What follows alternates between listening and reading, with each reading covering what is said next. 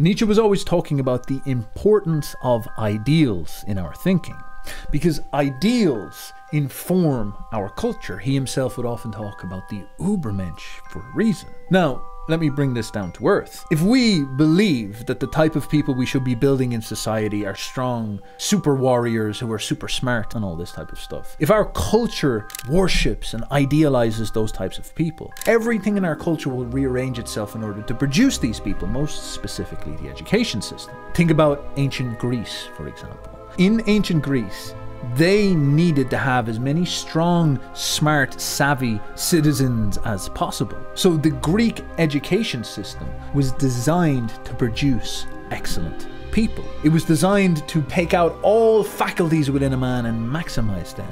In the Greek education system, you were taught how to wrestle, how to fight, your health was cultivated. But also you had mathematics, you had philosophy, rhetoric and speaking skills, so you were good at putting forward your political aspirations. You had music and culture and history, so you were taught the Iliad and you were taught how to unify your left brain and your right brain. You were taught all sorts of important things to maximize your potential as an individual, so you could be as useful as possible for asserting the power of the state going forward. Their need and their ideal was an excellent man.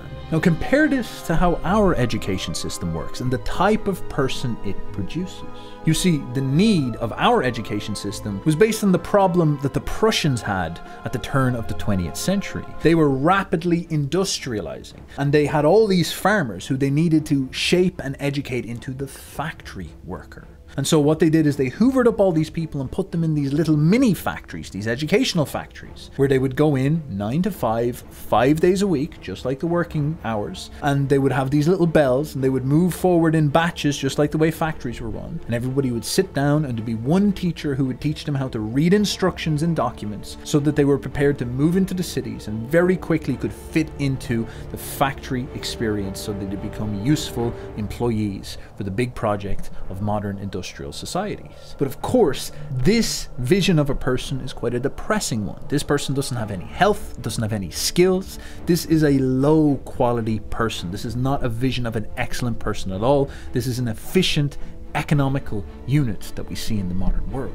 Now, all of us have unfortunately gone through the second educational plan, and in some sense we have been turned into these factory workers, these office drones. Now, that doesn't mean we need to be in a position of despair, because in the infinite possibility of life, we've been served up with a great opportunity. Through access to something like the internet, we can go and we can research for ourselves and create our own educational plans, focused on developing our excellent potential and the potential of our children and our friends. In fact, the elite like Elon Musk already do this. Their children are educated in private small classes with excellent teachers who bring out their innate capacities instead of turning them into drones who just repeat information they read in books.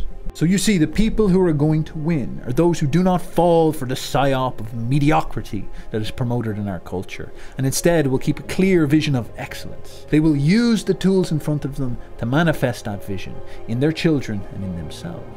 And the rest will fail. They will have the same tools at their hands, but instead of using it to become excellent, to cultivate themselves and maximize their faculties, they will use it to watch OnlyFans and go on Reddit.